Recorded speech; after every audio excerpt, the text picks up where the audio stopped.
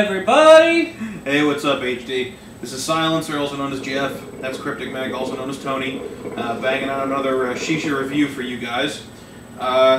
Special request. Actually, that's a good point. Big Chris07, an HD member, messaged me one day and asked me for a review of something from my stash collection that I had.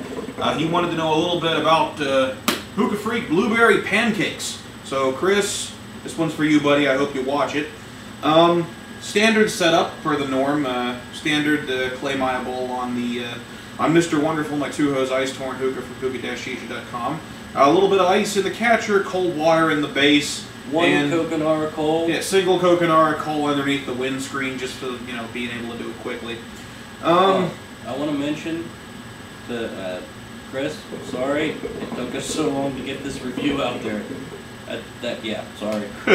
Believe me, like I said, me and Tony got wrapped up in doing a lot of other vids at the same time, so we wanted to get this one done real fast. Regarding the cut, standard with Hookah Freak and most hookahs. There's your container right there. Blueberry Pancakes will be the one in question. Standard for most Hookah Freaks, very finely shredded. I believe as Time Lord calls it, the gerbil shit cut. But like I said, a little bit wet, but not syrupy wet, more like a water base to it. The smell, it smells exactly like the batter for blueberry pancakes. Like, whenever you have it mixed up in the bowl before you actually put the stuff on the griddle to make it. It smells just like that, so I liked it. I thought it was going to be a really interesting little smoke. Again, consistent with most Hookah Freak in cut and design, if you've ever used any of that before, but very finely shredded. As for how it smokes,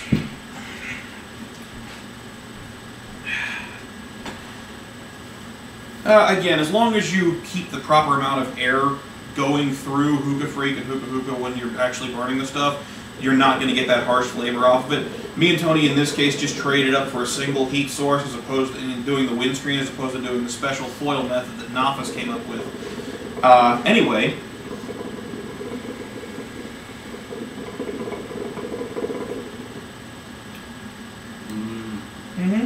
Pancake batter. It produces nice little clouds. It can, at least under the right circumstances. I mean, if I was taking the windscreen off, use two coconuts out to the edge, and then just allowed the heat to go evenly across the surface, it'd be making it bigger than this even.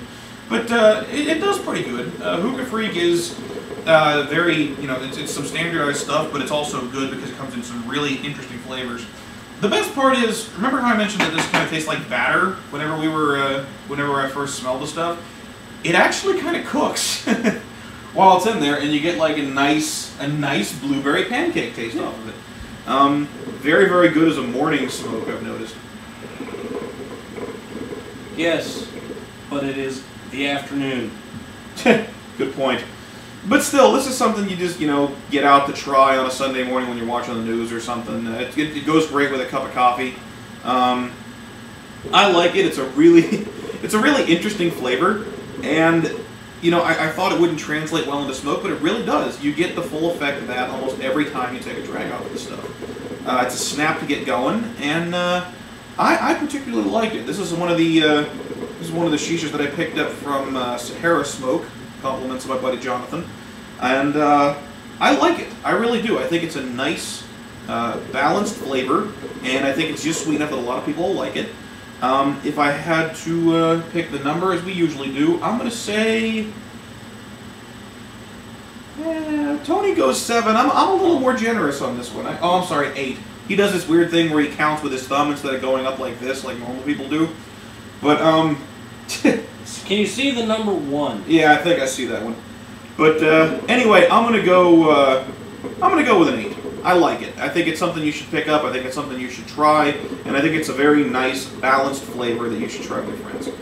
Anyway, 8 out of 10 is what we came up with. I'm Silencer. That over there is Cryptic Mac. We'll catch you guys on the flip side for the next review. Keep on bubbling. And as you just heard, it is 12:30. Yeah, thank you, Tony's computer. Peace. Maybe. Come on, you little fucker.